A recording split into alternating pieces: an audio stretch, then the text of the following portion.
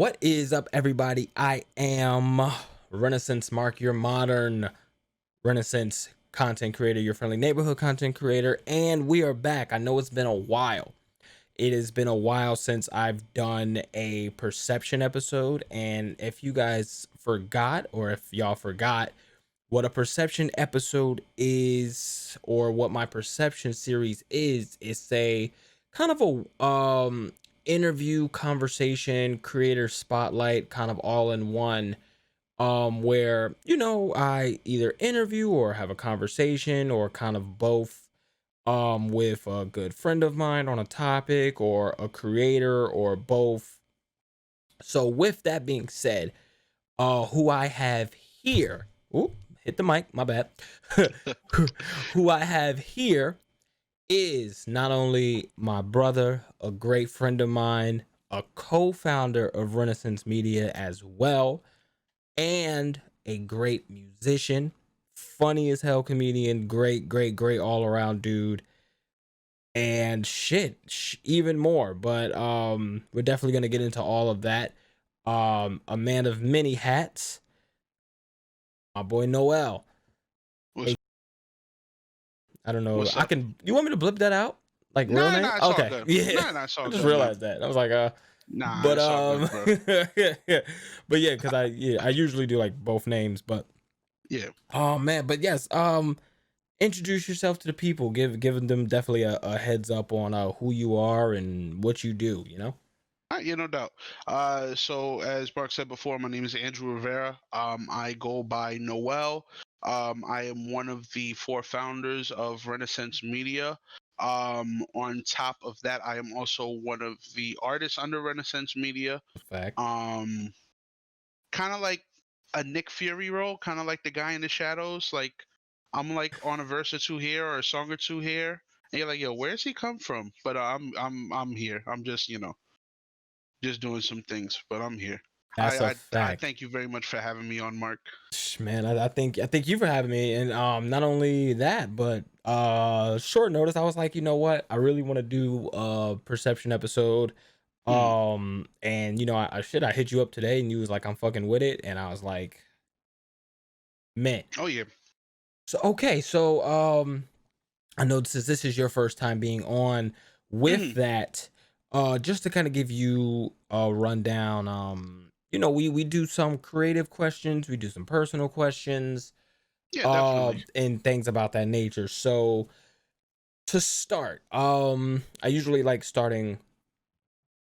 Excuse me. I usually like starting, um, kind of in a mixed bag, and then we'll kind of do a breakdown from each thing there. But All right. first and foremost, 2020 being such a hard year, how did you fare, um, emotionally?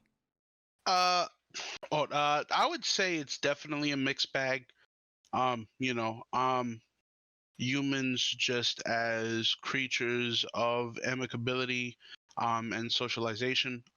You always want to get out there and see your friends and your loved ones. So having to sort of put a complete halt on that, it was a little harrowing at first. But I think a lot of my friends, a lot of my friend groups had the wherewithal to discover other methods of communication. So it wasn't the worst experience.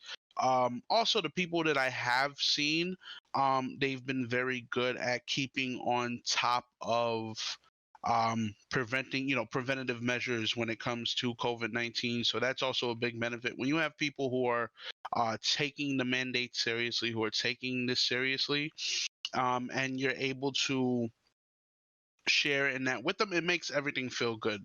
Um, so it's definitely been a challenge, adjusting to it. For one part of the year, I was not even working at all. I had a job, I just wasn't working. And then I go from working at home, which is another thing all in itself. That was interesting, just because you I think one of the benefits of going out to work is that, like, or doing something like that, is that you get to go out. But like when you're Right. sort of stuck in a house, it's sort of like, what am I supposed to do? Like I'm actually like sort of chained to where I am. So um hopefully things get better in 2021. We'll see how it goes. But Yeah. That's a fact. Definitely. I definitely have those same sentiments. Even with me, um, I didn't work all of 2020. Hmm. And one of the bigger things, cause my old job, um, they bit the bullet in 2019. Yeah. So I got laid off in 20 since 2019. So like since 2019, and then like I kind of like wanted like a little career change, kind of went back to school and stuff like that. Yeah. But graduating in 2020, when the pandemic hit, and then not being able to like kind of fully scope out the plan of like what I wanted to do, or getting a job, getting back into working in general. So like I was without a job for all of 2020. So even for me, like there's been like um luckily I was able to keep ahead of finances to some degree. First, some rocky months, but Hmm. to the most degree I made it out um better than probably most people, to be Absolutely. honest. I still know people fighting with unemployment now that hasn't been paid since 2020. So with that, for me, it's one of those things where I'm trying to figure out, like, okay, how do I not go crazy? Because like like not even being able to do anything, but like even when like the pandemic kind of softened and people were Hmm. going out again, like I didn't even wasn't even able to do anything then, because like financially I just didn't have it. So like that's been such a emotional toll that I'm kind of was able thankfully was able to climb out of. Absolutely. But I I for the most part, what really saved me, and I will always say, I think the creators kind of saved not only themselves, but the creators kind of saved that year. Like the year of 2020, like I feel the creators kind of saved it. Um I wholeheartedly agree with that sentiment. I think like I mean, whew, streaming in general just sort of launched to a completely new completely new uh level. yeah, a new level. So I agree with that 100%. And then that goes into my next thing, where streaming, YouTube content, Hmm. even TikTok, people on Twitter, what's the Instagram, people Hmm. going live on Instagram, people going people posting on Instagram, people just doing in that general. As a creator yourself, did you feel pressured to create in 2020? Like, did you feel like you're looking at all these other people like really getting into their strides creatively? And as a creator yourself, did you feel like, fuck, like either I gotta get in my stride creatively, or like if you wasn't, like, did it like kind of put a mental toll on you, like a blockage? I would definitely say towards the front half of the year, absolutely. Considering, what we spoke about with Max and Akil, Right. how we wanted to, hit the ground running Yeah. with our music at the beginning, after like not doing anything in a house, it's not conducive to you wanting to Fact. exercise any creativity at all. That's a fact. You just stay in the house, you're just watching TV. Um, It's nothing you can motivating. absolutely, like Right. you can fall victim to mindlessness at any given moment. Um, so I think maybe up until I would say August is when that was like a really really big challenge for me. It wasn't even writer's block, it was just sort of like this like giant gray cloud of whateverness, and it's just like, we'll just make it through the day, just do whatever we got to do. I would say that sort of turned around the tail end of this year. More specifically, probably like October to November. Um, like even after I released like Benediciones, like I had to sort of Facts. fight with myself.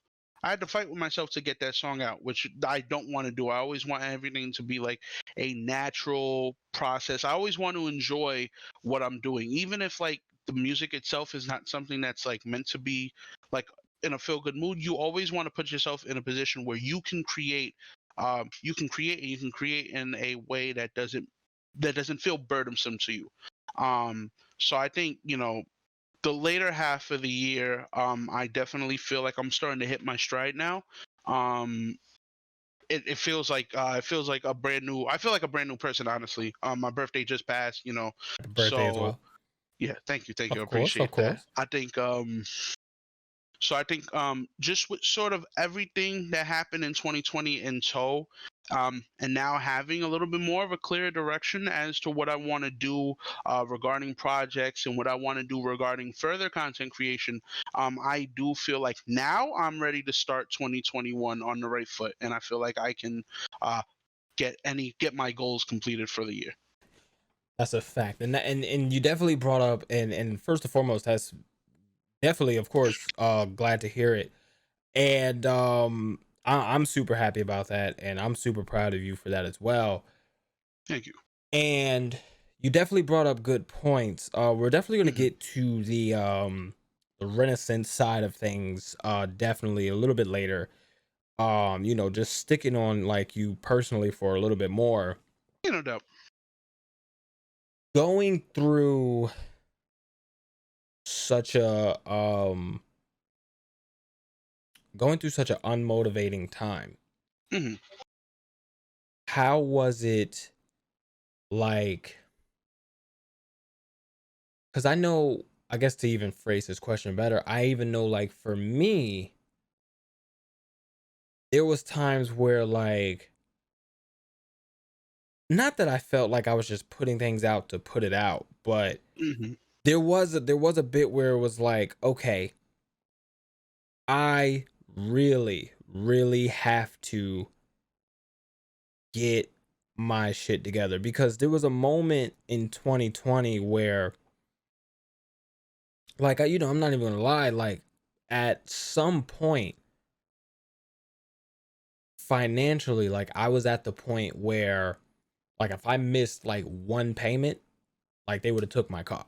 Like, you know what I'm Hmm. saying? Because like Yeah. I wasn't like, I was on unemployment in 2019, was able to get unemployment for 2020, but it was taking so long for it to get to me because of Hmm. all the backup, and to the point where like I was doing like odd jobs just to make like literally like I would do like an odd job a day just to get like enough to like be like, hey, um this is for this is for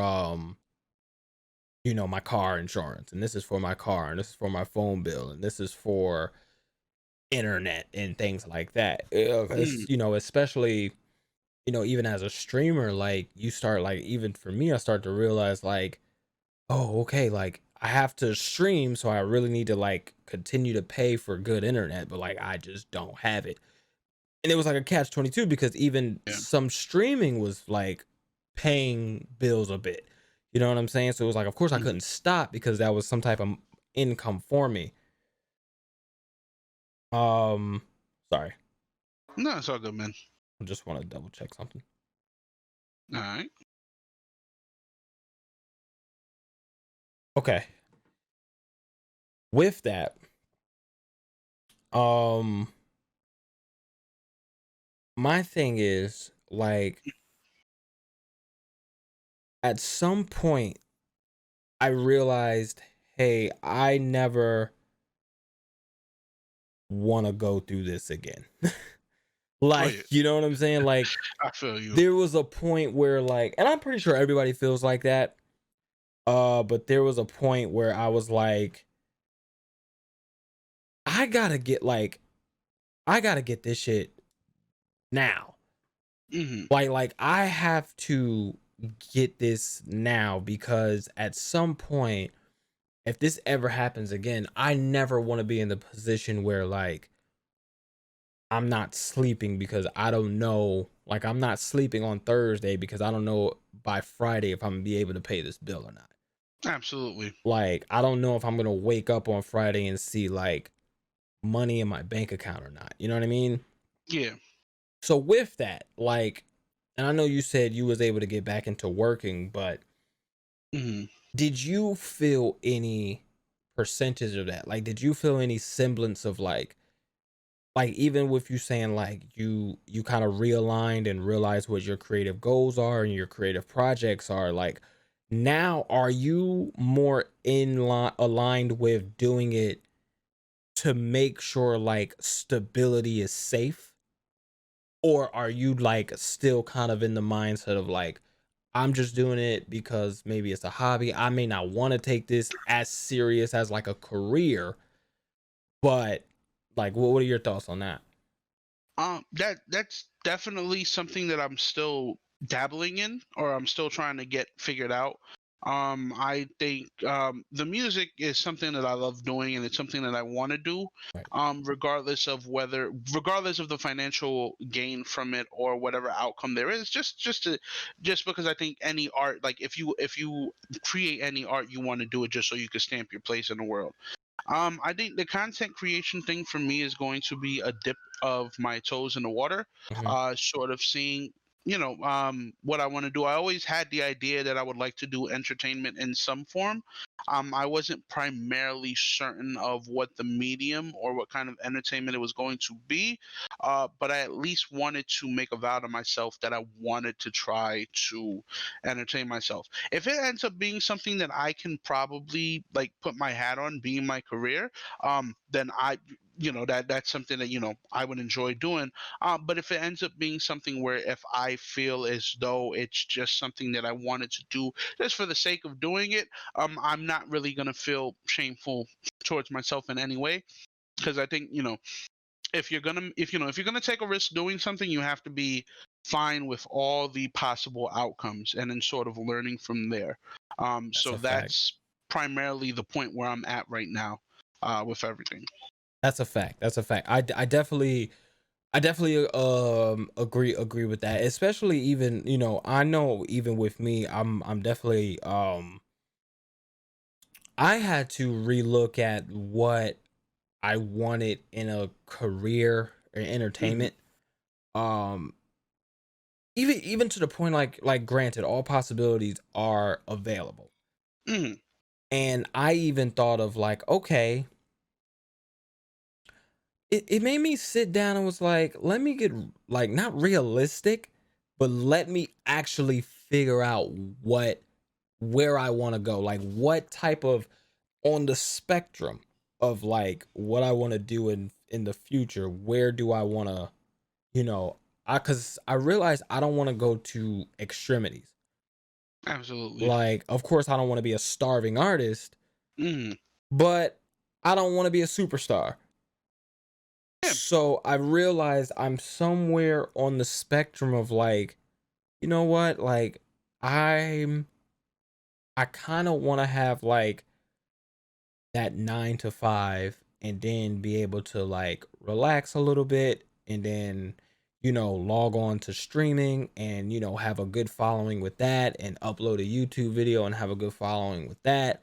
And if I put out music, like it gets a good following with that. Like I think I just kind of want like a decent following in all three, where like I kind of get some stability from it, financially and creatively. But it's not something where I have to put my life on hold for or change it for either one of those three: music, streaming, YouTube content creating. Mind you, if one of them pops Absolutely. off, I'm not gonna deny it. Hmm. No one should.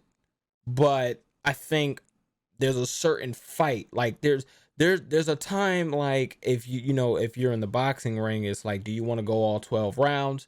Do you want to do this in a TKO? Do you want to do this in a KO? Or do you just want to kind of sit happily at like 5 rounds and do what you do. Yeah. Like I don't have to play all 4 quarters. Okay, I get. Like Yeah, you don't want to overstay your welcome at any yeah. time. Like Okay. yeah, like I can play like I play, first quarter, put me on the bench, I come back on third quarter, put me on the bench, and I get my points off either way. Um Mhm. which is fine. Like I don't need to be LeBron and play 40 minutes. You know what I'm saying? But like, you give me a good 15 minutes between 3 different quarters and I get my shots in, I get my shots in. Um Now creatively, we're kind of gonna move just a little bit more into creative mindset here. Mhm. It's still gonna stick in a little bit of the personal side until we go fully creative, but with that, the world Mhm. also, not only due to the pandemic, but the world went to shit in 2020, a Oh yeah. little bit more than it Oh yeah. usually goes to shit. Mm. Now, as a creative, sitting back and seeing BLM protest and seeing, you know, not only the backlash from that, but just seeing it everywhere. A lot of our brothers and sisters died. And protest and more. You know, and the backlash from racism and things of that nature, has that piqued your motivation? Like, has that poked the bear a little bit, where it was like, okay, like this is like, yeah, like I'm kind of in our we're in our own bubble because of the pandemic, but like the world outside is still the world outside, and like I may need to like speak on this even though me myself feel unmotivated. I think it's very it's a very good question, because I think at the end of the day you always want to have something to say about the most prevalent topics at the time. Right. But I also think at the same time as well, if it makes sense to do it, I think expression just for the sake of something happening, it can sort of take away from the expression at the beginning. Right. Um, like I know, I can't even count the number of albums that were made on the heels of the protest, the number of songs that were made on the heels of the protest. I think the one good thing is that it's definitely inspiration for a lot of young dark skinned bodies to sort of understand, like like don't be afraid to do something, because like obviously, based on how some people perceives as our own livelihoods are not in our own hands. Right. So you might as well take the opportunity to do what you want, soar as high as you want, um record that song you wanted to record, write that poem that you wanted to write, create that painting or that photograph that you wanted to create. Because even though it may brush on the topic, at the end of the day, it's still going to be another perspective on how the world was in 2020. Lord knows that this is going to be a very talked about year, um, at the onset of what happened. So I think inevitably at the end of it, though, like for expression, I think you taking not the event itself, but the emotion from Yes. the event. That's the Yes. most important thing. Taking that, if you can evoke that emotion in a way, like if if everything went bad, but like people came together and there was unison and there was unity, and you felt good about that because of the protest, you can sing to that. If you want to speak to the harrowing nature of what happened in 2020, you can also speak to that as well. I is however you want to do it is how I feel at the end of the day. I like that. And I definitely agree. And one of the things that, to your point, one of the things that even for me, when I was writing music, like when I was writing songs Mm, about my emotions on a lot of these events. My emotions on a lot of these events. The biggest thing was like I even like erased or walked back a lot of it because Mm-hmm. to me it was like uh not that it didn't feel right or not that it felt forced, but it was kind of something where it was like I don't need to put this out. Like I don't need to sit, and not everything needs to be kind of projected. Some things just felt good for me to Mm-hmm. just get out in my own head. Did you do any of that? Like did you like, do any art or write any music or write any poems or anything of that nature and just kind of, you know, boxed it up, kept it under lock and key and was just like, I got that. Like that was for me. That's not really, even though like it's about the world, but it's not for the world. Not necessarily. I think primarily everything that I do, from any sort of art perspective, I want it to be sort of exposed to multiple people. So I'm perfectly fine with sharing it because anything that I sort of keep to myself, like any personal journal entries or anything like that, I'm fine with keeping. It's not really done in an artistic way. It's more done in a way to sort of structure how I felt about the day. Right. Um, so if it's like artistically done, I want to share it with people. I want people to sort of indulge in it. If people listen to it, they're gonna listen to it. If people don't listen to it, they're not gonna listen to it. But at the end of Right. the day, just sort of having it out there is like the most important thing for me.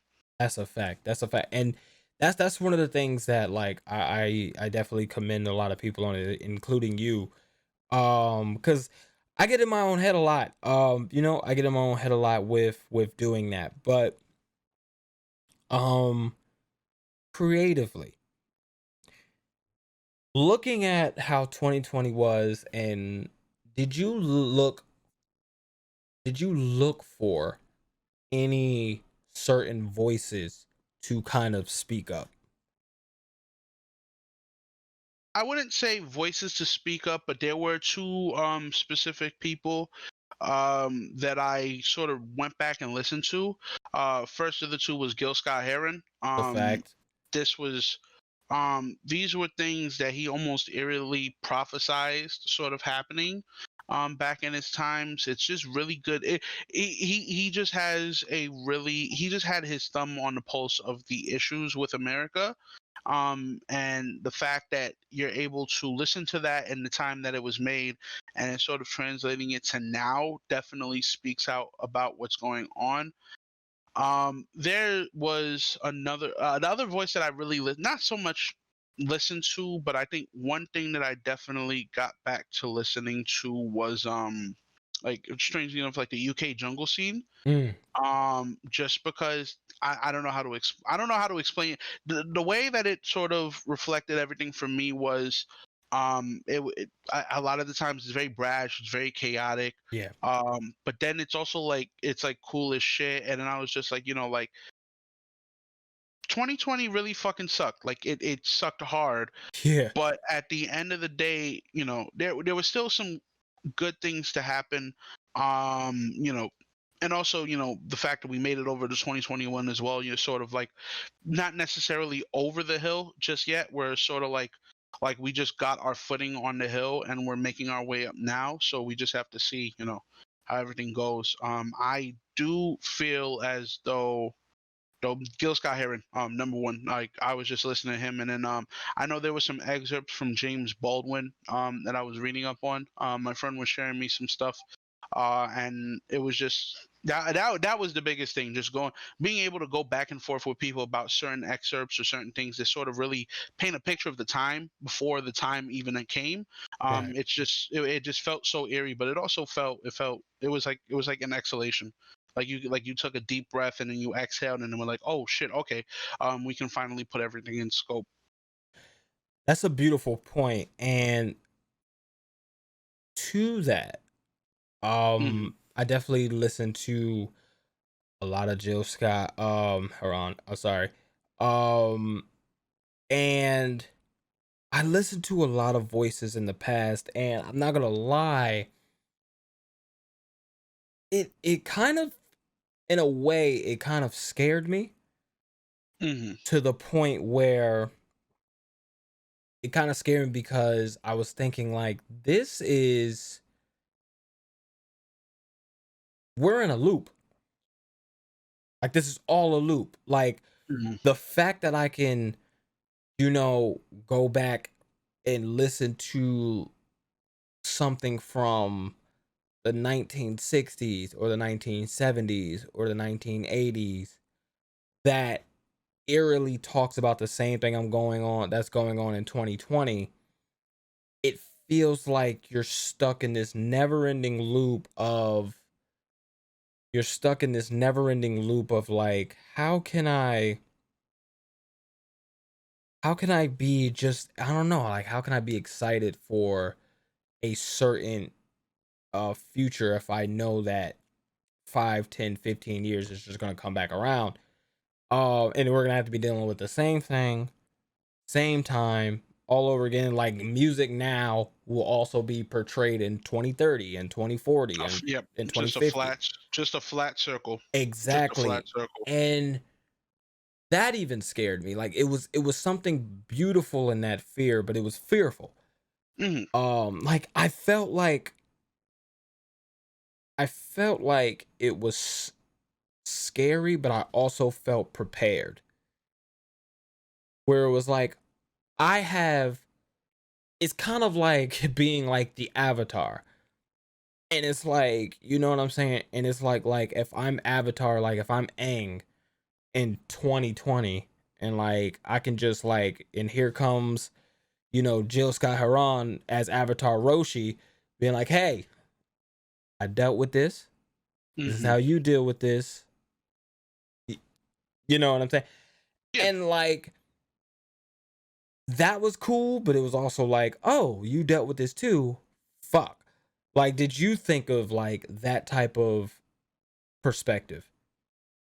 I sort of got the perspective of not that it was refreshed, but more, like you see, like we had protests here in February, March, after what happened with George Floyd, Yeah. and you see people go out there and you realize that even though a lot of the traumas we sort of try to internalize to ourselves, you could see that a lot of people were hurting. A lot of people were hurting enough in the middle of a pandemic they chose to go out and let the city know that they were hurting. Um, I'm so happy that my city was able to organize those events, and I'm so proud of my city. Facts. And I was so proud of seeing so many familiar faces there as well. That's what really warmed my heart. Like people that I've known in that city for years, being out there, made it feel all the more better. I think. I'm not gonna lie. I forgot what the question was.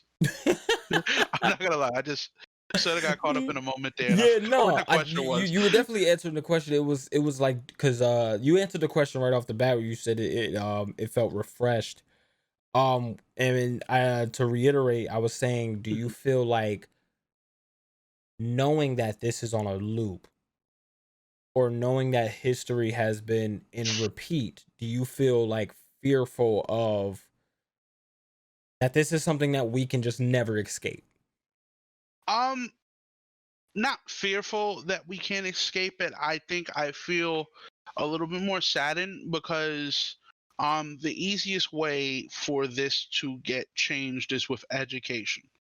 Um, but I do think the biggest thing, especially now, I think with the advent of social media and the internet and how many connections people can make, there's become a very insular shield that people have put up in front of themselves, where there's no room for nuance, there's no room for there to be a correction either in their cognitive process or somewhere in their critical thinking that allows them to say, you know what, I'm saying this, but why am I saying this? Or I have this thought or belief, but I can't understand why I can't really explain why I have this thought or belief. Like Like I don't get me wrong, I feel like everybody deep down at some point loves to troll on the internet.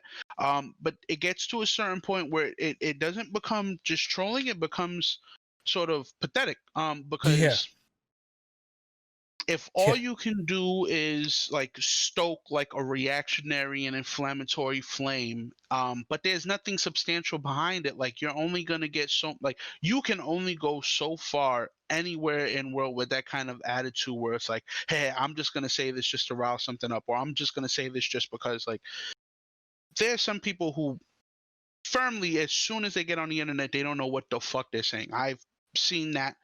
I can't even begin to tell you how many times over the course of That's a 2020. fact. And it just pains me because I feel like also at the same time, like, internet users now are becoming so averse and so not frightened, but so hesitant to like do research. Everybody says look it up, search it for yourself.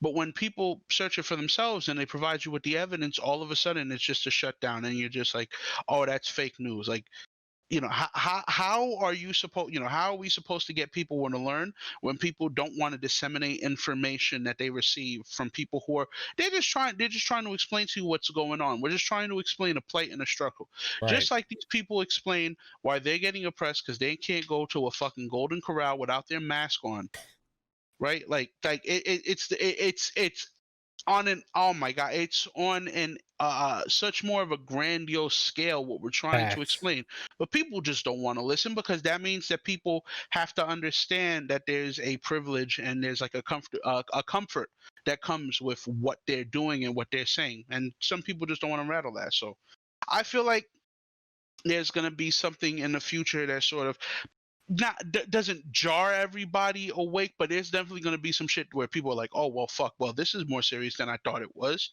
and then we're just going to look around like, oh, you fucking think like it's, That's a fact. To that's a fact. And in going off of that, because that was perfectly said. My question to that point: mhm. do you feel people want to be educated? And I'm gonna explain that point a little bit because I've seen it too. Like 2020 has been the year of, I'm not gonna lie to you, fucking idiots. It's been the year of fucking idiots. Like, I've noticed such a pattern on social media where somebody would say something confident with their chest fully out, and they will say it loud, proud, and wrong. And then when someone educates, they take it as disrespect, they take it as a dismission or dismissive, and Mhm. then, or they take it as a counterpoint that they cannot argue against. So they will then delete whatever they said on Twitter, Instagram, or whatever. And then automatically it's like, oh, I don't want to argue with y'all. Y'all got it. So do you feel like people kind of have equalized like being educated to being wrong? I don't think so. I think that, um uh, to answer the first question, I don't think people want to be educated because I think what comes with education is an understanding of a lot of the issues, a lot of internalized issues. And Mm, once you start to bring those out to the core, the human mind can rationalize some wicked things. yeah, It can rationalize so many wicked to the point. things. No Name had a really, really good tweet that was super dope because they were talking about how to become a better person, and they said it was to kill the capitalist inside of you. Because by killing the capitalist inside of you, this is all done through education. You'll be killing the sexist, you'll be killing the rapist, you'll be killing the racist, and Hmm. you'll be killing all the negatives of yourself through through killing the capitalist, through that education. I've always prided myself on being somebody who was very leftist in beliefs, Hmm. and I think, I think that that's part of the process. That's how you get better. Like I don't think that relations in the country can get better if there is not a legitimate, and it I don't want it to sound cliche, like when are we going to have the discussion on X, because I Right. don't think you can have that discussion, because the question, not because who's going to have the discussion, but it's just that there's so many people who are benefiting from not having the discussion.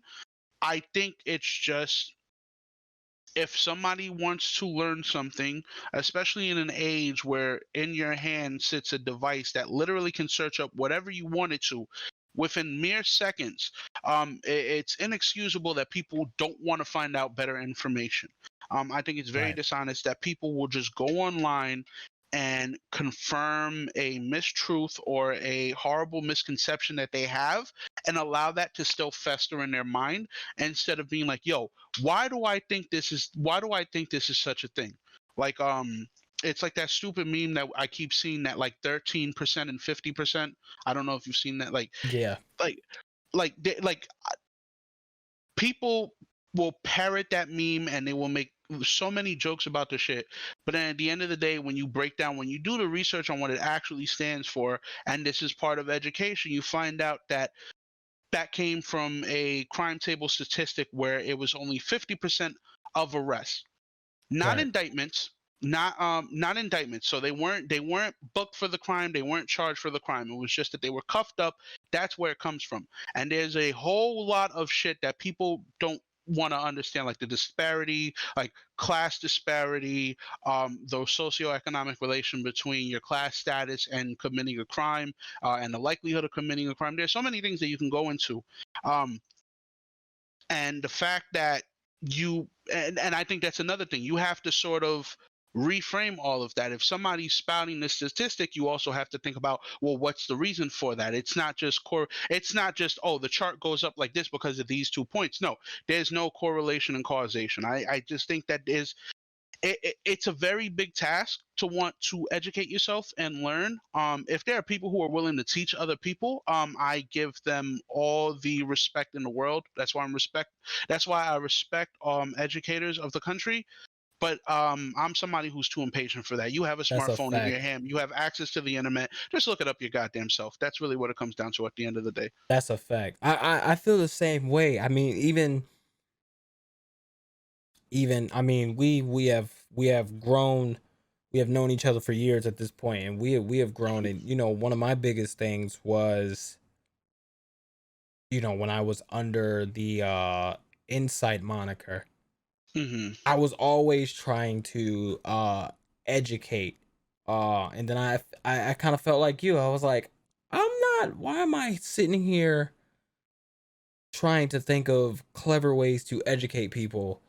I mean, granted, like, do I still do that to a certain extent now? Yeah, Yeah. because it's just how I feel, and sometimes things what I want to be said, but Hmm. it's not like I'm with you. Like, it's not my job to look up things and stay on top of things for you. Yeah. So I get that. I get that a lot. And that because that was perfectly said. And moving into more like going more deeper into creative here Hmm. and your creative headspace. Let's get a start, or let's get the idea of Noel. Okay. It was it's kind of funny because originally the rap name that I was gonna go by, and this is so like 2005, 2006. It was like originally gonna be like Pestilence, like one of the four horsemen of the apocalypse, because like everything Still a good about it name. was sick. It's like, oh, they like this. He brings sickness everywhere he goes. He's the horseman Yeah. of disease. He sits across a pale horse, which like sitting atop of like that like when you read the Bible and you read in the book of Revelation when Right. pestilence comes down, and like you read that like he was on this pale white horse just spreading disease all through. It's like the most it That was so imagery is iconic for iconic. me. Yeah, That that I imagery yeah is like iconic. Yeah. yeah like when I was like, what the, like, hold up, wait, this shit is crazy. Wait, whoa, are we sure these people are reading the Bible right? That's some crazy shit right there. Like, so I was just like, it was just like, okay, I'm gonna be pestilence. And then, like, of course, when you start writing, like, I was listening to like Jedi mind tricks, nonfiction, like all the all the underground shit, because it's like shit like, what, yo, this is crazy. Like, they're talking about like strangling Jesus and shit. So like my super early writings were like this super like lyrical, miracle, spiritual bullshit, like just run on. And then I don't know when it happened. I would probably say it happened somewhere in my move to New Jersey, Hmm. where I was just hanging out with my boys and I was just freestyling. And all of a sudden I sort of like, I don't know, I did the freestyle and I was just like, yo, this just feels mad corny. And I was just like, okay, let me just stop that. Let me think of something else I could do.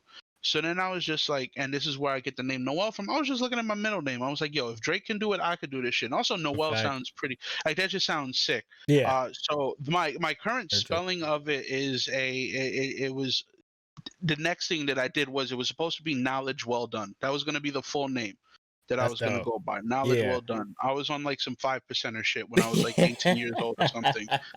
So I was like, you know what? I don't like Knowledge Well Done. That first of all, that's like a fucking mouthful. So many Like, people people, won't get that 5%er right? thing Like, either. That's not even hilarious.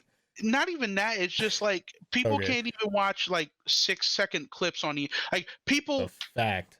can't even watch like YouTube videos anymore because they're not quick enough. Like, we have TikTok. Like, we're narrowing down the attention span that people can have. So I Yeah. was like, you know what? Let me just, what if I do this? And then I put Noel and I kept reading it. I kept reading it. I kept reading and I kept reading. I'm like, yo, I like this. I like this.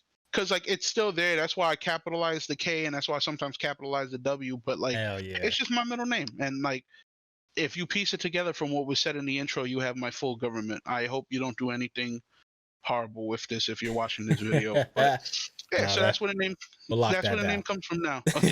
We'll lock that down Yeah, just in but case. now, yeah, no, but that's where the name comes from. That's what I've been using. That's what I've been going by. Also, it feels very natural just because Yeah, it does, right? it's a part of me. It's a part of me. My So it's real like name, no it feels rap shit. You feel me? exactly, Like, hell exactly. yeah. Cause I mean, for me, from going from the idiocracy of Kid Flow, Yeah, which I never forgive myself for that, to going into Insight, to now going into um I think I went by I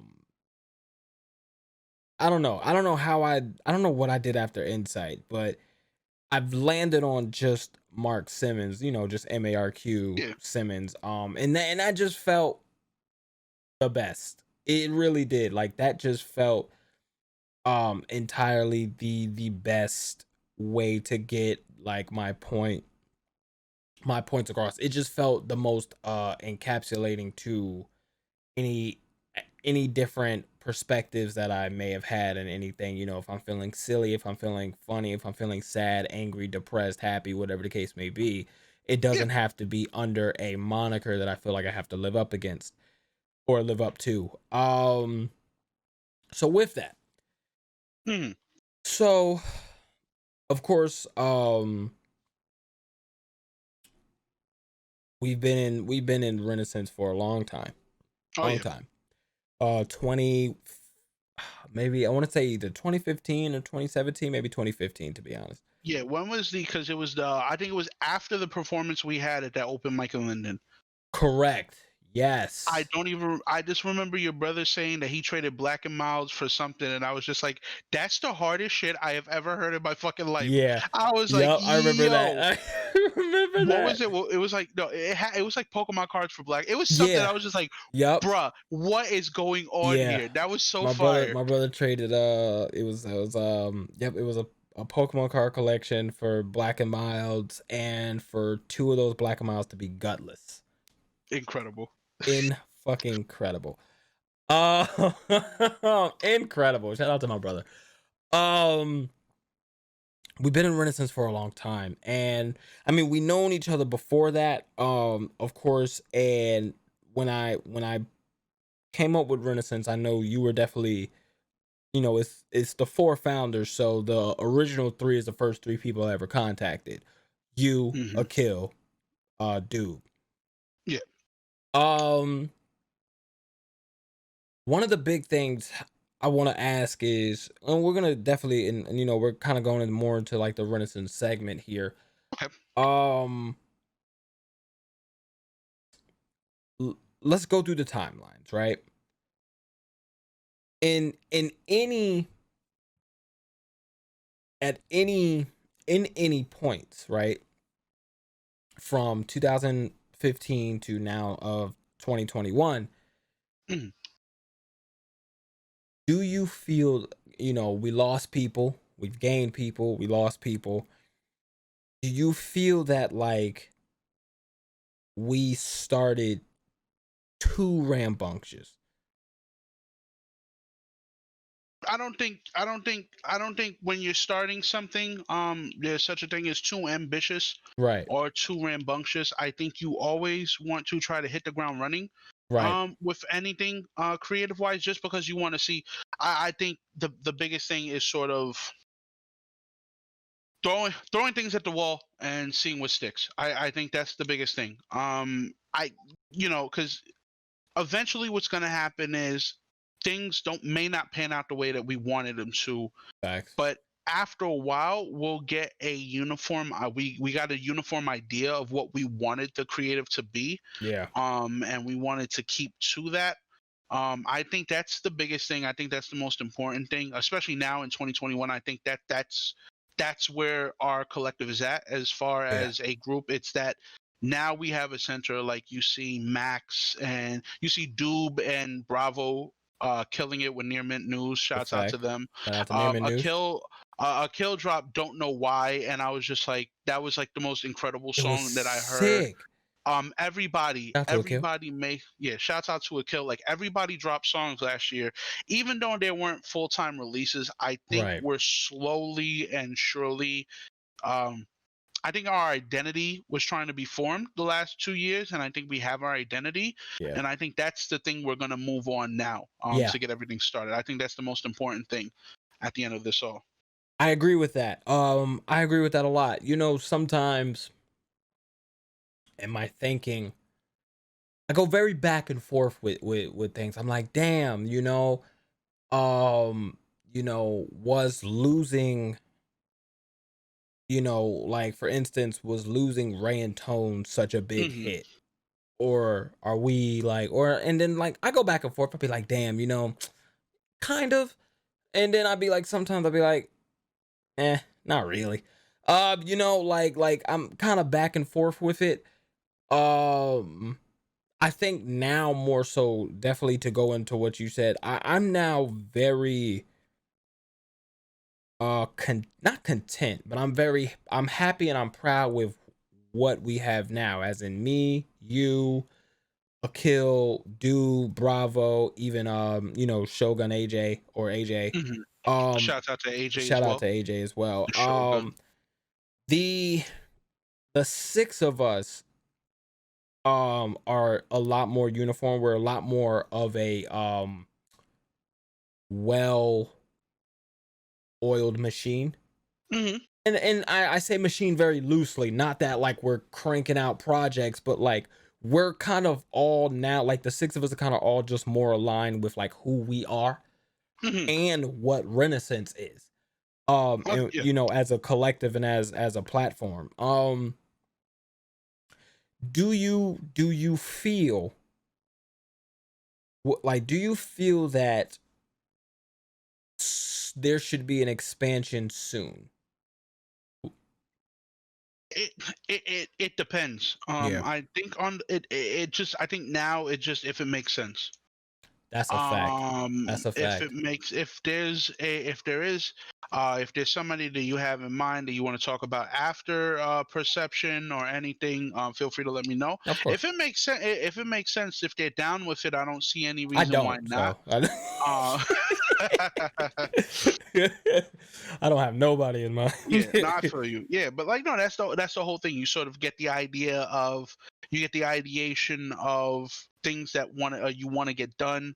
I think now with how the group is being created, like not only are you guys creating like doing like the streaming and the web series, there are also like podcasts that you're working on. Right, I think it is a well oiled. I think the gears are running. I think that right. different size machines have different size gears That's a fact. for different functions. So even though it may seem sporadic, it's still something that's consistent. Like I see AJ streaming often, you streaming often. Right, Every week there's like a podcast, like I don't remember, or right. all of them dropping. So I think that's the most important thing. Um, That's a I'm fact. also potentially looking at starting my own podcast. I just have no idea what I want to talk about or what I want Oh, to do with it yet. I'm very excited So for we'll that see. podcast, bro. I'm very Um, excited. Oh, I'm so excited for that podcast. That's the biggest I think piece of content I'm most excited for. I think I'm just gonna name it a different thing every single week. I don't think it's gonna have a singular name because I'm gonna get sick of. I know how I am. I'm gonna get sick of the name like Right, after like a week, and I'm gonna be like, we're just gonna change this again, right. and then people are gonna be like, how the fuck are we supposed to follow up with this? I'm like, listen, That's if the you know who beauty I in it. am, if you trust your boy, you'll follow it. You'll find it. That's all. That's a That's fact. all. That's a fact. Like just That's all. call it a different name and just be like episode 1 and a different name, episode 2 and Exactly. a different Right. name, episode 3. And people be Exactly. like, but you know what? That does go into the genius of what you do and like who you are. So that makes actually perfect sense. Even it may not make sense to other people, but it makes perfect sense Yeah. to us. And like that's the important Yeah. that's the importancy. With going out of Renaissance, because there's not too much wrong with Renaissance. I mean, it's funny to kind of look back and look at what we thought before and where we thought we'd be at now versus just kind of being happy in our own creative projects in our own right. But now, of course, going into projects. Yes. And of course, there's one we do not have to talk about, and I think you Oh yeah. know which one that is.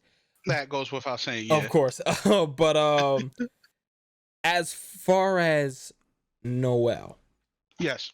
and not just musically, but Mhm. as far as like you as a full creator, what like what do you want to tell people what's coming? Like, and even if it's just a not I don't want you to give all your ideas out, but Oh yeah. Yeah. like I guess more things that are I guess more executing and more things almost like in working towards completion than like percentage of ideas. But what's coming for Noel or Well, the from first Noel? the first thing within immediacy, I can't say when because that's something. There's gonna be a musical project dropping. That's a fact. A good friend of mine, Brandon, known as Black Plastique. That's Shout a out to great Black name. Shout Plastique out to Black and Plastique. That's a shout out great name. to Hold on. Ego Death Records. Oh, what? Working Shout out on to something working on something with him. He's a great friend of mine. He helped me get everything. I the troubles that we had with the Right. mic. He was the one who helped me up and running. I can't thank him enough. That's a He fact. got me an interface to use. He recommended the mic. I got the setup set up because of him. Beautiful. I have something in the works with his assistance. There is something else musically, not necessarily in the works. It's down the pipeline. Nice. Another good friend of mine's. I'll keep that one under wraps for Of now because I course. definitely still want to work out on that one. But it's going to be something else coming out with another good friend of mine that I'm excited for. The podcast, as far as the first episode, I just have to figure out what damn day I want to do the podcast on. That's really all it comes down to. I feel that. Um, because Lord knows I can talk for days about whatever. That's what I'm saying. So That's why I'm mostly excited for that, just because. And my bad. I think I cut you off. no, no, no, My it's all good. apologies. No, no, no. That's the biggest thing that I am excited for because think one of the things that I always say to people when they ask me why do I do all three? Like why do you have so much stuff on your plate? Like why do you do music and why do you also do YouTube? And why do you also do streaming? And to me, I tell them this. I tell them for YouTube content, it's a way for me to kind of make sure I can work on my consistency and work on like creative projects. Pretty much, my YouTube is pretty much building a portfolio of things I know I want to take further into the future, or Hmm. like make it a little bit more grandiose. Like even with this, like this is a interview thing, and of course, if I could get big interviews down the line and make this into my own thing, I mean, I own it, of course. Everything, every web series on my YouTube, I made sure I have trademarked and copyrighted and all that stuff. So people don't steal it. But with that, I just tell them, that YouTube is pretty much building my portfolio of things I want to do and kind of making sure I practice like my creativity with that.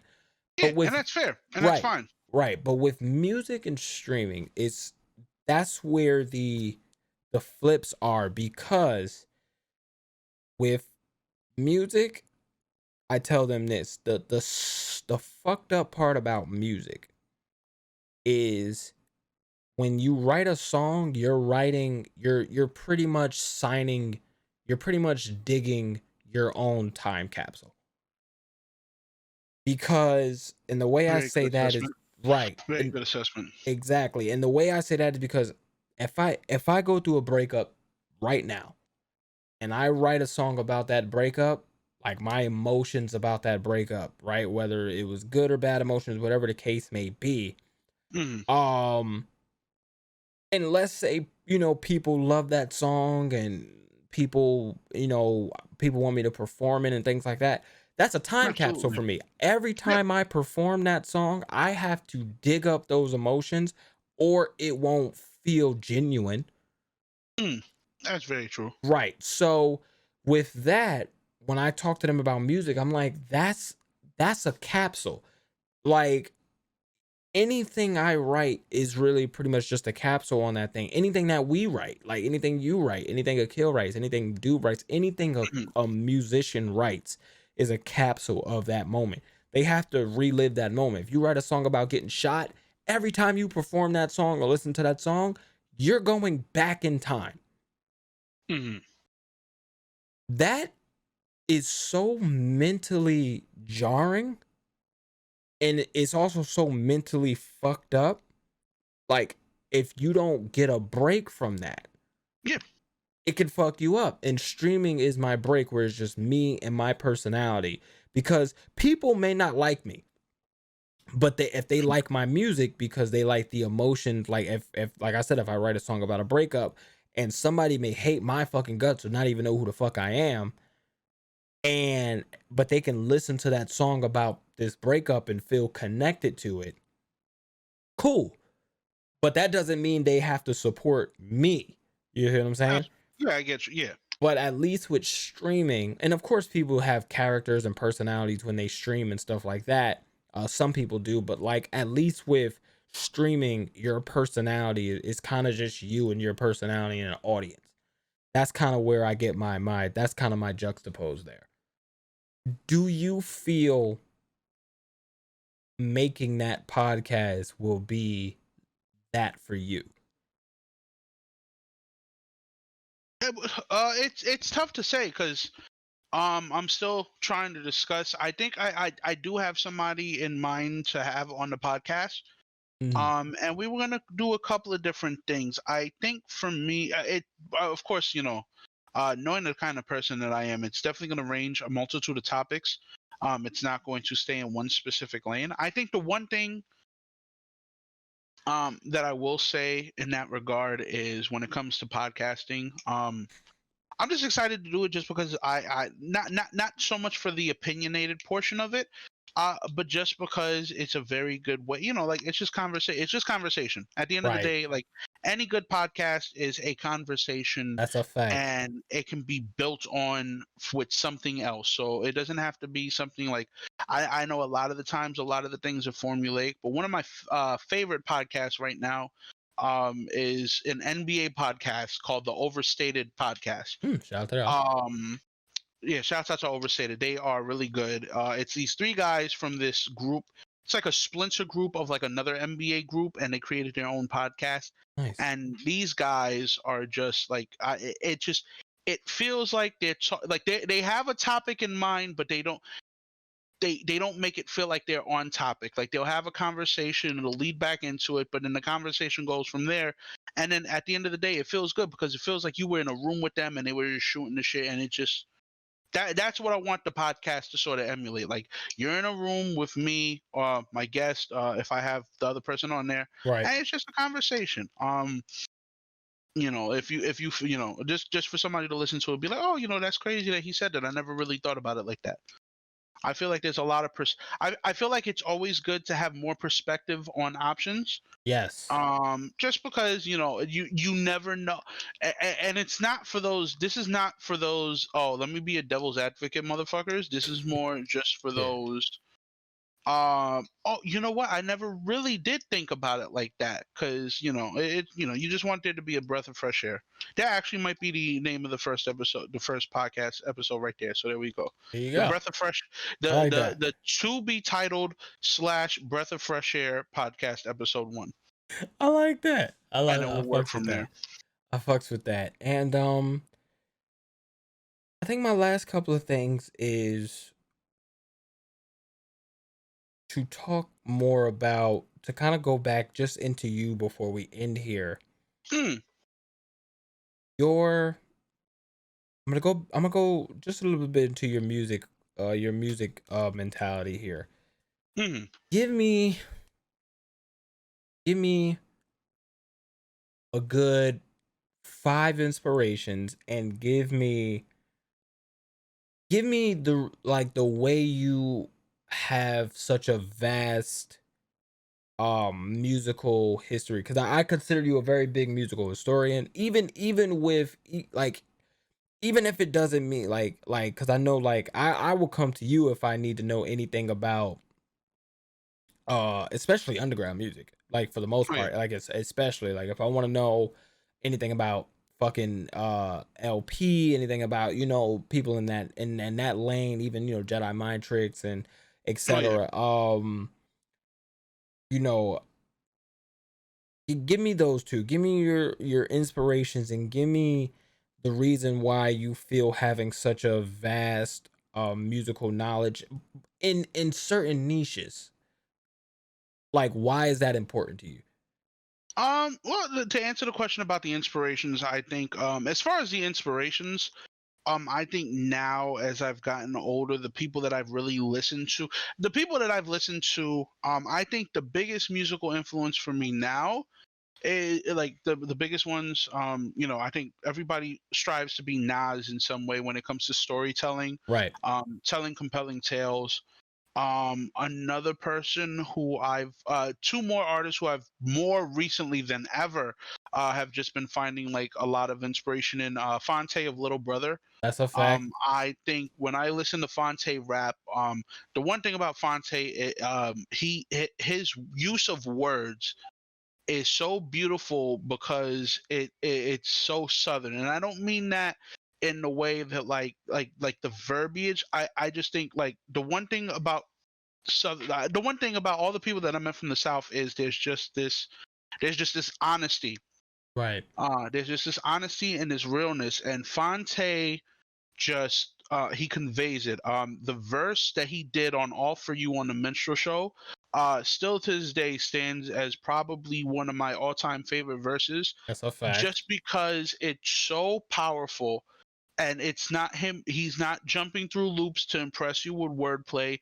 He's just giving you something that sticks in your ribs because it's hard hitting and it's beautiful. And I've always been in love with the idea of language. And the other person is Sky Zoo. Shout out to Sky Zoo. Holy Fuck, shout out to Sky. Sky Zoo. Yeah, I think Sky Zoo probably had one of the craziest 2020s. He probably had had a really good two of 2020. my favorite rap albums this year. He Him and had the him and fact Blue had a really good 2020. Like when Blue. Blue's always been Blue and Exiles return in 2020 meant a lot to me. Blue and Exile. Just they can't do no wrong together. They literally cannot. Like it's just like, oh man, Sky Zoo has just, like Memory and like Memories wasn't just one of those. Damn, Sky Zoo really went like Memories was a transcendent rap album for me. I think I like what I just also his wordplay. He's so slick. Yeah, He's so slick with everything he says. Um, if anybody who's listening wants to listen to a song to hear what I'm talking about, Baker's Dozen off Baker's I forgot the name of the album. It's not Bamboozed. It doesn't matter. All you need to do is look up Baker's Dozen by Raheem Devon. It's with Sky Zoo. He kills it. The other two influences that I would say, shout out to my homie Carl for reminding me about this. It was Tragedy Gaddafi, shout out to Carl. Tragedy Gaddafi and Rob Sonic. Tragedy Gaddafi, just because he was somebody who, when he first came out, he was part of the Juice Crew. He was Intelligent Hoodlum. In the '90s, he was in that Queens era, like in that Queens rap. Like you had Nas, you had Mobb Deep, you had like AZ, Cormega, and then you had Tragedy Gaddafi. And like Gaddafi, low key was the one who sort of molded everybody. Like he was Right, the one who was everybody sort of molded their style after, just because he's been in the game for so long. I love Tragedy Gaddafi. Anytime I hear him on a verse, he's killed it. it's I very think he true. had what is it, Camouflage Unicorns with Nori. I Yes, love his verse on that yes. song. Um, and then Rob Sonic is just like Shout out to this Rob is Sonic. Yeah, this sort of goes into what you were talking about before about the historian, because Rob Sonic he kind of looks unassuming when you look at him, but this dude like, and I think it's something about it's something about the water or the pizza that we eat in the Bronx, but like this dude can rap like shout I think the one thing that I out can to the say for Bronx. certain, yeah, shouts out to the X, the Shout out to borough. the X for sure. That ain't um Wakanda. Yeah. I think the craziest thing about it is every time I like hear myself flowing, like I'm like, damn, yo, do I sound like Rob?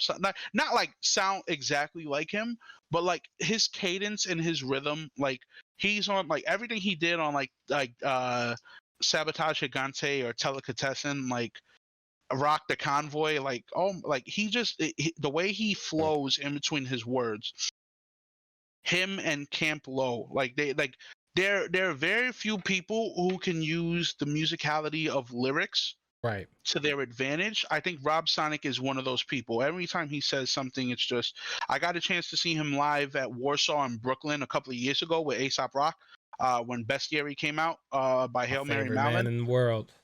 That was so fire. Favorite So man that in the world. answers that portion. As far as the history of it, I don't think it's not that so much that the history, it doesn't help my music per se. Right. But I think what I think what the knowledge of the history of the music does is it enriches my enjoyment of it. Um, like when you listen to like when I listen to Fantastic Damage for the first time, I didn't know that there was a Shout out to um LP. yeah, big ups to LP, Def Jux, greatest label of All all the time in my way. opinion. Yeah. Greatest label of all To time me, in it's my really opinion. it's really just Def Jux, Stones throwing rhyme sayers to me. Yeah, Mellow Music Group, maybe. they're up there. Yeah, Mellow Music Group is up They're there. super Yeah. getting up there. I just think that when I was listening to Fantastic Damage, I found out on YouTube there was a documentary done by these two. I think they were from Norway. I think they were from Sweden. Mm. And I don't know how to explain it. Like LP, like just having a context. So just to give an example, like LP essentially crafted the sound of a post 9/11 world. There was this very cold, bureaucratic sound to it. It was very, very, very despondent. It wasn't anything happy. It wasn't anything cheery, because in New York at that time, nobody was happy. Nobody was cheering. Um, I think having the knowledge of listening to a song, knowing the history of the artist did what with who, the artist was signed to this, and then this happened. It's entertaining really because you learn so many things. Um, like one little like this like my boy CJ put me on this. I'm gonna give a shout out to CJ for this. Now, Did you know CJ, that and Nas? Did you know that Nas was about to sign to Murder Inc? no, I didn't know that. I didn't know that. That would So have been there was a nasty. song. He was on a song That called would The have been Pledge weird. Remix. Yeah. He was on a song called The Pledge Remix, and the way that the verse was sounded, the way the verse was created, first and foremost, it sounded like Nas was gonna land on Murder Inc. and that was completely gonna change the landscape of everything. That would have Because changed a lot. that was, I think that was right around the time that, like right around where 50 was beefing with Ja. That would have And then changed a what ended up lot. happening was If it would have been Jay Z. M and if it would have been M and if it would have been M and 50 versus Nas and Ja Rule, that would have changed a lot of things. For like Oh yeah, Murder Inc. purposes, that would have changed a lot of things. But my bad, keep going. I just had to get no, no, that no, out there. it's That all was good. Yeah, crazy, and that's another thing. Like, there's so many what ifs in the right? history of rap. There are so many what ifs. You have you have what ifs, like what if Big, like, of course, if all the legends were still alive. Of course. Um, but you also have what ifs like like Big Boy did a song with Run the Jewels. What if there was an Outkast Run the Jewel collab? Right.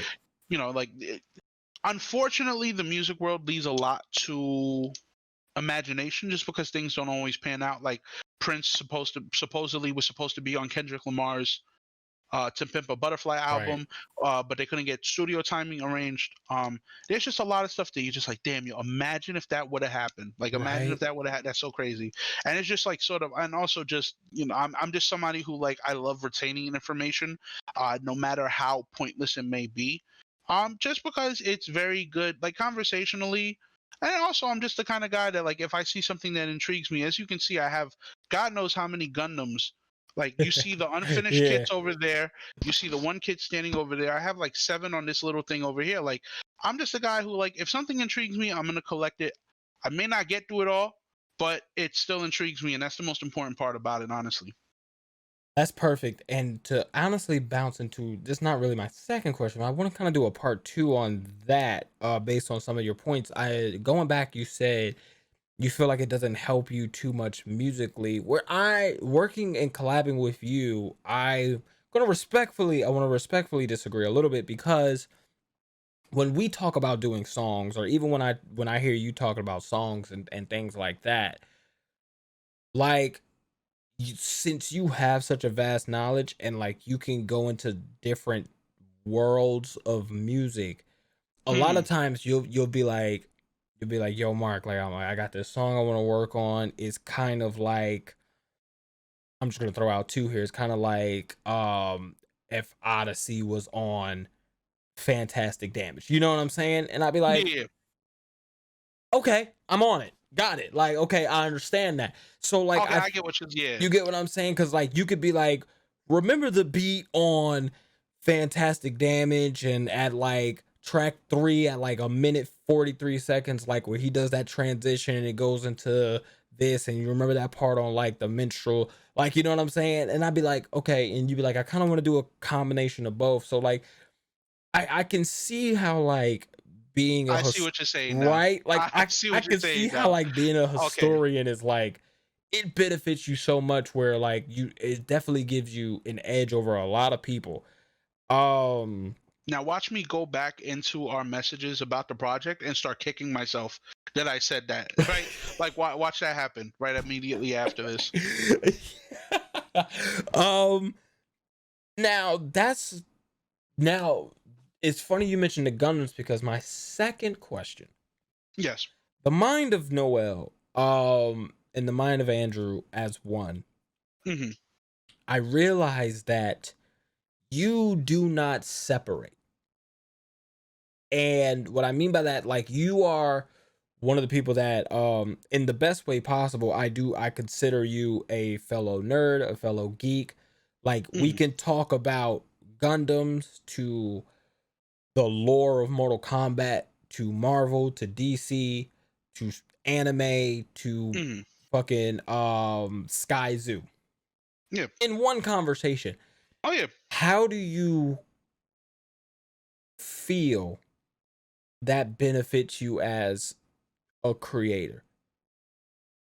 I think that gives you range for a multitude of things. Having a multitude of topics to sort of jump off at any point doesn't mean that your mind sort of stagnates. You sort of have like you can sort of let your brain go wherever. You know like sometimes I go into conversations with people and my brain goes into autopilot just because the conversation will go to one point. It inevitably will lead to six other points after the fact, Right. and people are like, "How did we even get here?" And it's like, bro, I just like it just We're happens. just Like talking to talking. me that Yeah. yeah, that just happens to me. Like I'll just say something and then we'll get to that point, and then that's all there is. There's not anything too outrageous to it. I think it's just I think it's just a consistency. I think that's the biggest thing of consistency. If you sort of Yes. pigeonhole yourself into staying on very simple or very banal topics, like you're not gonna really get the reach and the exposure that you want to. But if you're somebody who can do a variety of things, um, I think that's where the true value lies, or that's where the true enjoyment is, being able to be like, I don't have to sort of fill this role because I can do that, and then I can also do this as well. If nobody wants me to see that, if nobody wants to talk about this, all right, cool, we'll talk about whatever. I think that also helps out in that regard as well. Hell yeah. And I definitely agree with that. I definitely agree with that. And that's prevalent. You know, me and you've been friends for years, so we done talked about all types of topics and everything.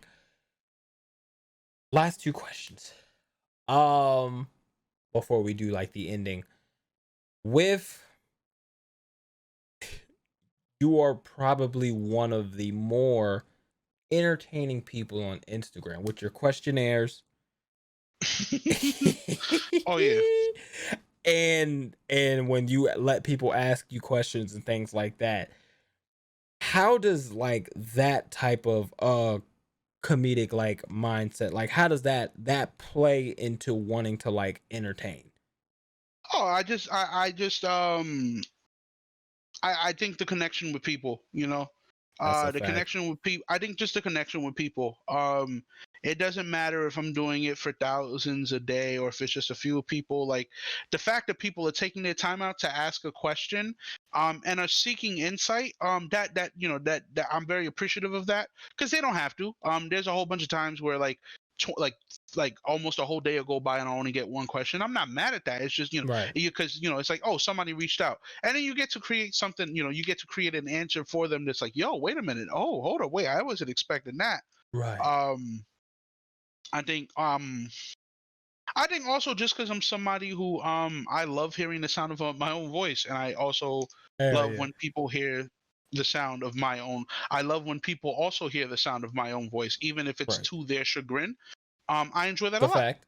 That's a Yeah, I fact. enjoy that a lot. So, if anybody asks me a question, they're going to get an answer. And if they want a stupid answer, uh, they're going to get whatever. Yeah, hell yeah. That's what it comes down to. Hell yeah. And now lastly, I think we're gonna end it on a fun note here. All right.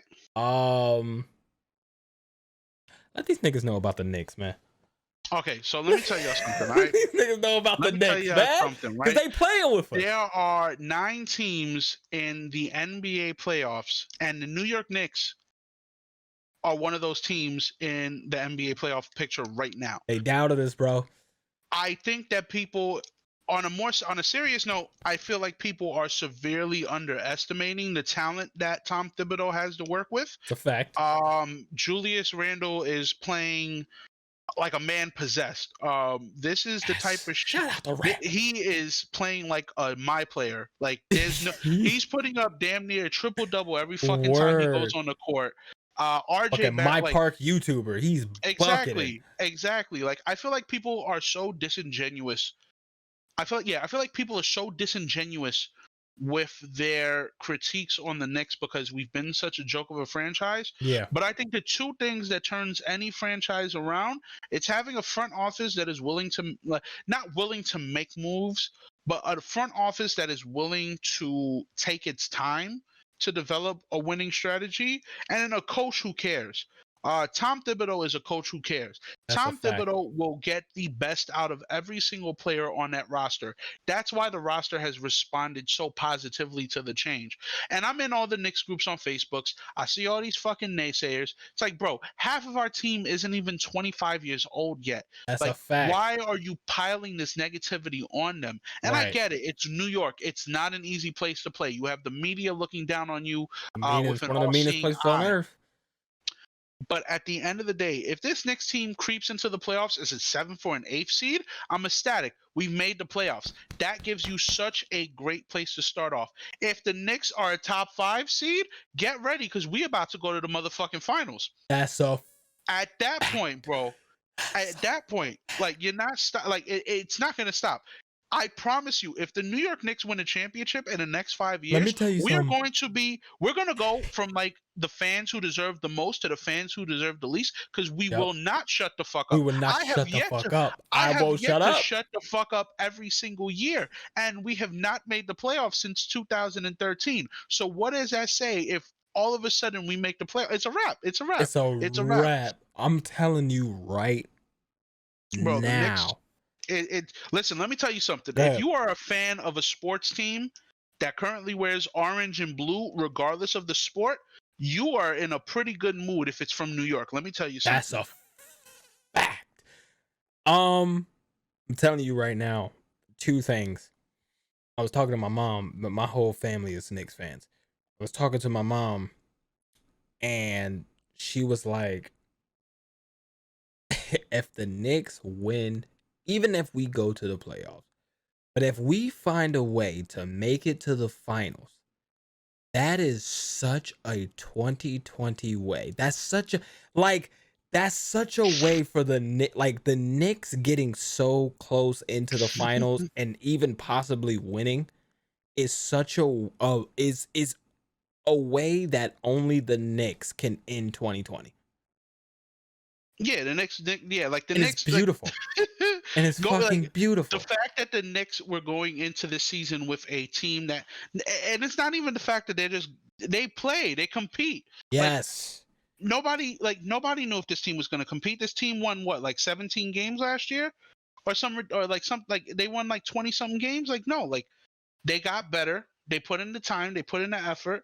You respond well to the coaching, and this is what you get. This is how the Giants got somehow within one Yeah. win of a playoff spot. There was no reason for the Giants to be in a playoff spot. Saquon Barkley is gone, but if you look at the Giants, you look at Saquon Barkley.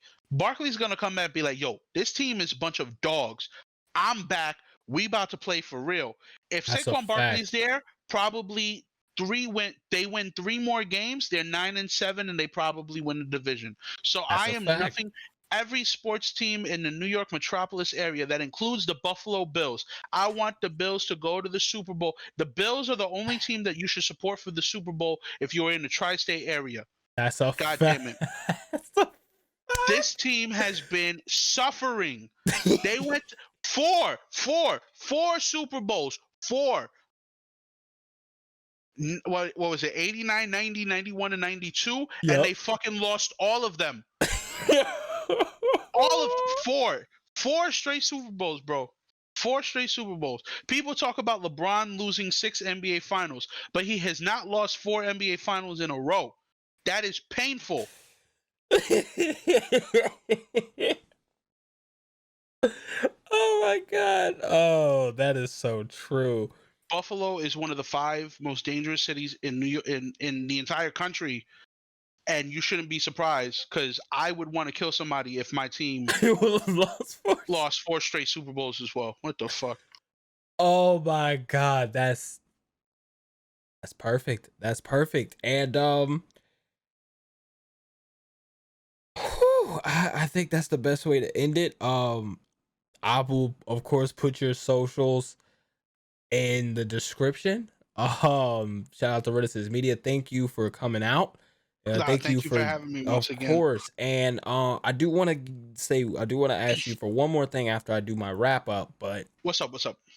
I'm gonna do my wrap up here. So first and foremost, this has been another episode of Per-Sception with KnoWell, musician, comedian, future podcaster, all around music historian, hilarious person, fucking brother to me, the great friend. We it's just a fucking sports historian, and I'm drum roll in fifth grade, right, you fucking tenor Gundam sax, builder, like right? fucking and I'm also saying this now. If we do make it to the finals, I don't care if it's COVID. I will put my mask on and sit outside of Madison Square Garden I'm gonna break every into day. Madison Square Garden. Fuck it. Every I'm gonna just break it. They go kick me out every damn day. Every game I'm gonna sneak into the garden Yo, and every day, bro. be like, oh, my bad. I'm part of catering. That's a They told me to fact. Yo, I get a come here. janitor outfit quick and just mop between the seats while I'm watching the game. I don't give a That's a fuck. fact. But like, if we make it to the finals, I'm going to New York. Oh yeah, yeah, that's by far. I will mask up and just walk the streets if I have to, but I will yell in New York if we make it to the finals. Oh yeah, no, it's a That's a foregone conclusion. Yeah, that's a fact. And but other than that, thank you all for tuning in. And Noel, I want you to do one more thing for me What's good? on Instagram. Yes. When you were saying you were it was one of the funniest shits in the world. You were saying if you were talking about the Knicks and you ended it with SMD. Oh yeah. I'm gonna need you to rant like that one time for the one time, bro. All right. So here's how it goes, right? If you are privy to the suffering that the world has right now, and you are doing nothing in no way, shape, or form to educate yourself on why these plights are continuing, respectfully suck my dick. If you think that people are going to be fine with the bullshit that you are doing during this pandemic while you're not wearing a mask and not showing any common courtesy, respectfully suck my dick. If you don't believe in the autonomy of people of the opposite sex or people who are gender fluid, and if you don't respect their personal spaces or any decision that they have to make in this life, respectfully suck my dick. If you believe that we have to break our backs every single day in order to contain and sustain our livelihood without us getting a fair share, respectfully suck my dick. If you don't think that the New York Mets, the New York Knicks, and the New York Giants, possibly the New York Islanders, ain't going to take all of this shit in 2021, you already know what to do. So, with that being the case, this is your boy Noel signing off. Keep on rocking in the free world. Down with the system. Black Lives Matter. Protect trans rights. Respect women. Respect your elders. Unless they don't wear a mask, then fuck them. They do not have any reason to have my respect. Thank you very much and good night. And that's it. See y'all later.